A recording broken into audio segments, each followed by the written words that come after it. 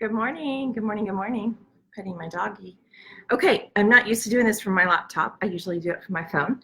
But this is Diabetic Awareness Month, and I come on here every day the month of November and share something about diabetic awareness, a story, a fact, something. And I do so because my daughter, Molly, who's 14 years old, is a type 1 diabetic. And so my hope is to raise some compassion, understanding, and awareness around the battle of type 1. I'm not wearing blue today, but I am. I was asked to go speak to our local Lions Club at lunchtime today about type 1 diabetes, and so I'm doing that. So I thought I might want to look a little bit more professional than just wearing a blue t-shirt today. So forgive the black, but I'm blue on the inside.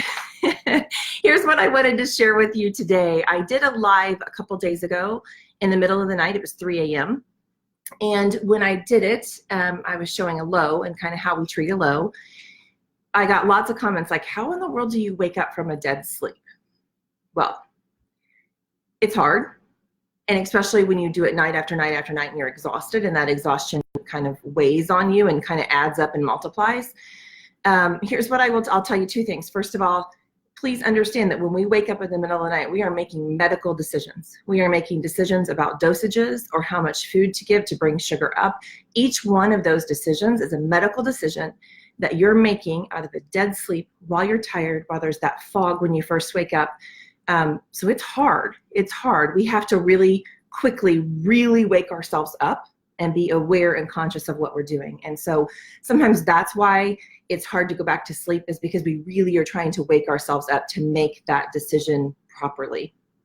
But I wanted to let you hear what the sounds were that I get on my phone so that you can kind of hear what I hear in the middle of the night. If you can imagine, like pitch black, dark, silent room. First of all, I'll show you this. This is what, I know it's kind of backwards for you, but this is what the app is. It's called Dexcom. Now I'm going to show you her numbers. It's a really bad number this morning. She's been dosing. She's super high this morning. So right now what this tells me, this is how I see Molly's, her numbers. So every 5 minutes, this refreshes and gives me a reading to my phone. So she wears a device on her body that is constantly sending signals to her phone. Her phone dispatches it out to my phone, my husband's phone, and my mom's phone. And so right now, as you can see, she was doing pretty well. I mean, she was pretty flat in the middle of the night. We had a low at 3 a.m. Let me turn this and I'll show you. Okay, so here's how you can see. This was about, ooh, I went backwards. This is about 3 a.m. And then we kind of went pretty steady. And then she ate something for breakfast and it has absolutely spiked her. So that's where we are this morning right now. She's 210, she has dosed. I don't like this. She's at school, I'm here. This is when it gets hard. We're just communicating as much as we can. So I'm gonna let you hear the sounds. So each one of these alerts has a different sound, and I can set what the alerts are. So for Molly, if she's low, which means she's under 70, now imagine silent room at night. This is what I hear. This is what wakes me up. Now it keeps going. So if she's low, that's what I hear. That's the sound that I hear. If she is an urgent low, which means she's below 55, which is like run downstairs kind of a low, here's what I hear. So that one wakes me up pretty good. That one's a pretty annoying one. When I'm setting these, you can choose what your sound sounds like. Like I could wake up to this. But for her urgent low, that's what I choose. So if you can imagine, I mean, I try to pick the most annoying noises for me. So it's like nails on a chalkboard, so I don't ignore them or I don't incorporate it into a dream. If you've ever woken up with a radio alarm clock and sometimes that song just is playing in your dream as you wake up, or you finally wake yourself up but you realize that's probably been going off for some time, that's what I want to avoid. When these go off, I want to be able to react.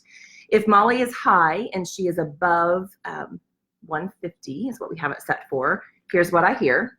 Whoops, I hit the wrong thing. Here we go. Pretty annoying too, right? In the middle of the night. So that's what it sounds like. That's her high notice.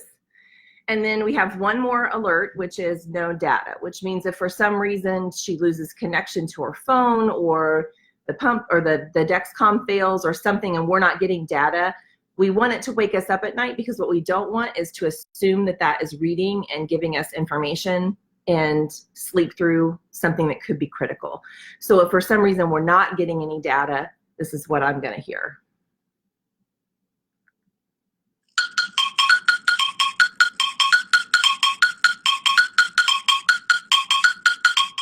So that's our no data, is that noise.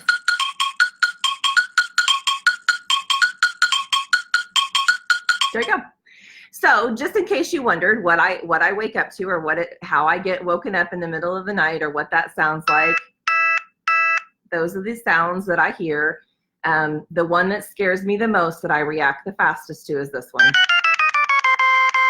And that's the urgent low. So again, I get these notifications, Kyle gets these notifications, Molly gets these notifications, but at night we have her turn her ringer off on her phone so she's not hearing them, because we want her to sleep. So I hear them, my mom usually hears them if her ringer's on, and she usually leaves it on, and Kyle hears them as well. So that is how we wake up in the middle of the night, in case you're wondering. It is a very loud alarm, it is a very loud alert that we hear, and there you go. That's how we're woken up. So happy Diabetic Awareness Month.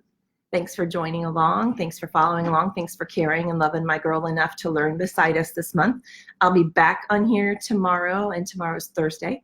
So I'll be back on here tomorrow, and I'll share something. I have something kind of neat to share with you tomorrow. So I'm excited to talk to you tomorrow. Have a great day, guys. Thanks for following along. I really appreciate it. Now I've got to figure out how to end this on my computer.